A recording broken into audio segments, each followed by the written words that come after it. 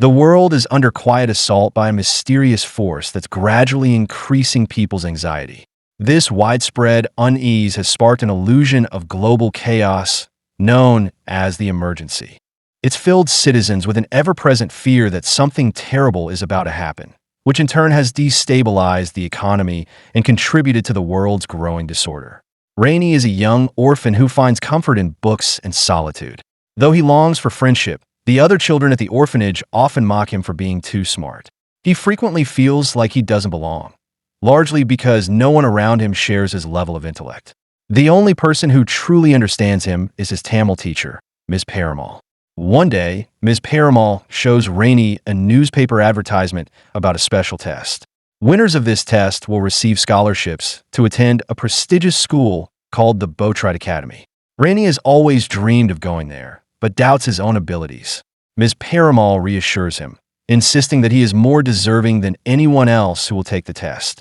The next morning, she arrives to pick him up, and after a warm hug, they part ways at the test center. Rainey joins a crowd of children who have also come to take the exam. Their proctor is a woman named Number 2, an eccentric yet no-nonsense figure who explains the test rules and guidelines. Rainey turns to the first question, which asks, if he could save only one, a llama or an elephant falling from a great height, which would he choose? He writes that he would save the elephant, hoping its body might cushion the llama's fall so that both could survive. He continues answering a series of questions, each one focused on empathy and moral reasoning. Finally, he reaches the last one. Are you brave?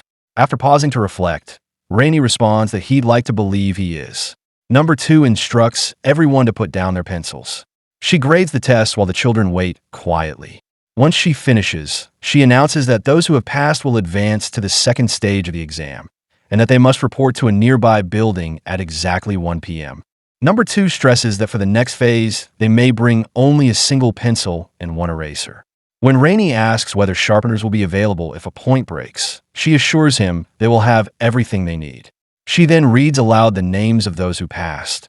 Rainey's is the only one. The other children file out in disappointment, while Rainey heads to the new testing site.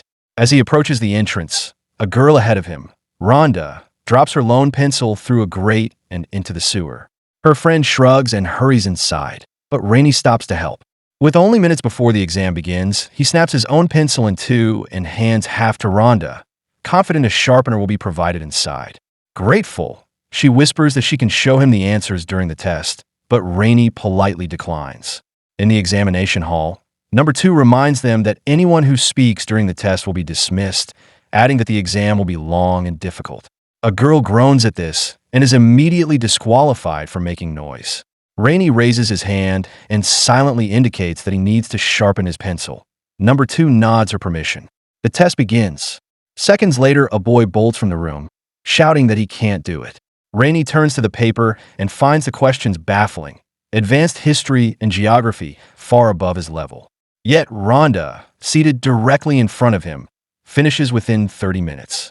Before handing in her sheet, she drops a scrap of paper at Rainey's feet, every answer written out. Though struggling, Rainey leaves it untouched. Around him, tension mounts. Some students verge on tears. Rainey still has no idea how to solve most questions, until he notices that the answer to the first appears hidden within the wording of the last. Following this clue, he discovers each solution embedded somewhere else in the test itself. Once he sees the pattern, the answers come quickly. When time is called and papers are collected, the results are announced. Once again, Rainey stands as the lone student to pass. Rainey is surprised by the outcome, especially since he saw Rhonda cheat. She simply wishes him luck and walks away, leaving him to await further instructions. Soon after, another student enters the room, a student named Sticky Washington. Sticky has an eidetic memory, allowing him to recall everything he sees with perfect clarity. He, too, was the only student in his group to pass the test, which he finds odd since someone else in his batch had clearly cheated. As they begin to talk, they realize they had identical experiences before the test. Both encountered the same girl who dropped her pencil into the sewer. It becomes clear that the real purpose of the test wasn't just the exam itself, but to evaluate their compassion and integrity. That's why they passed, not for getting correct answers, but for showing loyalty and kindness. Those who focused only on the questions failed to understand the true test. Suddenly, a girl bursts into the room, introducing herself as Kate. She's athletic, adventurous, and never seen without her signature red bucket full of tools. Kate admits she didn't actually pass the written test. She found the questions too difficult. Instead, she was chosen because she helped number 2 create a distraction to drive away angry parents who had shown up in protest. Shortly after, 2 more students arrive, Krista and Dewey. They've also passed and seem confident they'll be accepted into the Boatright Academy. Krista is arrogant and believes everyone else is beneath her. Once the group is gathered, they're introduced to Milligan, the overseer of the next challenge. He explains that they will enter the next room one by one and calls Krista to go first.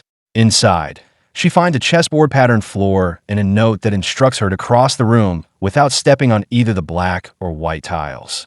Krista scoffs at the instruction, assuming it's a trick question, and bluntly refuses to participate. Milligan immediately disqualifies her and tells her to go home. Next up is Dewey. Relying on his athleticism, he jumps from square to square, sticking to the yellow tiles and using the wall for support. With some effort, he reaches the other end of the room and passes the challenge. Kate is called in after Dewey. Equipped with her red bucket, she pulls out a rope, ties it tightly across the room, and balances her way across.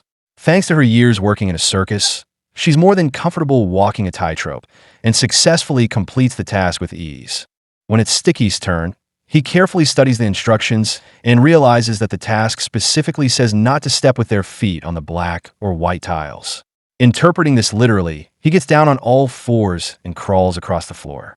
His approach works, and he passes the test. Finally, it's Rainey's turn. He stands there thinking for a long while, then calmly walks to the other side of the room. When Milligan asks how he completed the challenge, Rainey explains that the floor tiles weren't actual squares. Their sides were unequal in length, meaning they were rectangles. Since the instructions told them not to step on squares, he reasoned it didn't apply and simply walked across. After the challenge, Milligan tells them it's time for the final test and leads them to the entrance. To their surprise, it's a sewer. He explains that it's the pathway to reach their next destination. The children are confused and slightly put off. It seems strange that an entrance exam for such a prestigious school would lead them through sewage. Rainey also finds it odd that none of the examiners have actually mentioned the Boatright Academy by name. Still, he trusts Milligan and follows him. Eventually, they reach the front lawn of a large mansion. Milligan tells them to wait while he checks to see if preparations inside are complete. With Milligan gone, the children are left alone. Dewey starts exercising while the other 3 begin talking about their families. Kate shares that her mother passed away when she was very young, and her father later left her at an orphanage. She says she doesn't hold it against him, since it was through the orphanage that she discovered her love for the circus. Rainey reveals that he never knew his parents, but still finds himself missing them from time to time. Dewey adds that his parents are still with him and call him their miracle. Soon, the group is called into the mansion, which from the inside looks like an enormous maze. Rhonda appears and explains that she had been planted to test them from the beginning. Now, for their next challenge, each of them will be placed in different sections of the maze. Their objective is to find a way to the second floor, and the first 3 to ring the bell at the top will pass. As a hint, she tells them that they should be able to complete the task with their eyes closed. The test begins. Rainey starts carefully observing the environment, looking for any clues. He notices that each doorway features 4 signs, each pointing in a different direction. Sticky, meanwhile, takes Rhonda's hint literally. Relying on his eidetic memory, he closes his eyes and begins to navigate through the maze by memory, moving swiftly and confidently.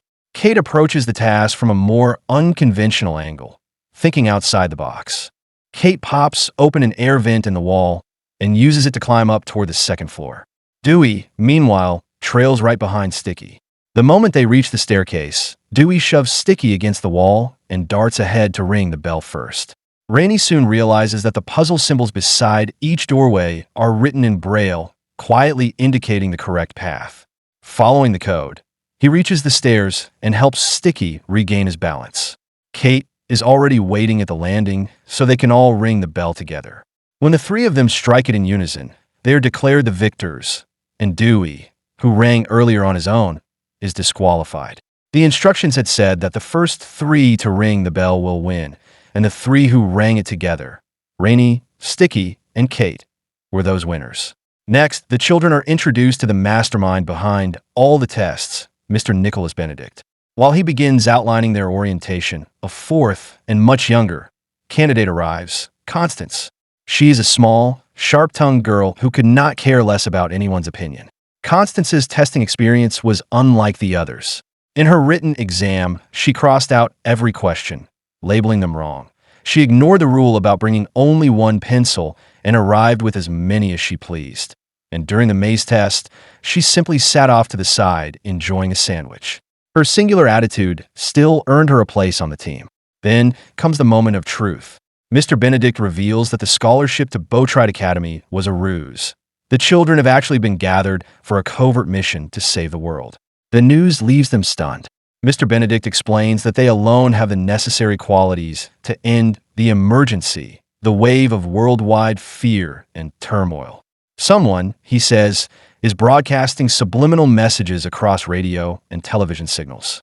Listeners hear only the loudest frequencies, but beneath them lie hidden, low-frequency messages designed to stir anxiety. Though unheard consciously, those signals reach the brain and sow panic, creating the illusion of global catastrophe. After a year of investigation, Mr. Benedict has traced the source to an island that houses a children's school, an institution off-limits to adults. For that reason, only youngsters can infiltrate it, and so each of them has been chosen. He offers them a respectful chance to decline and says it has been an honor to meet such remarkable children. After serious thought, every one of them agrees to join the mission and their training begins.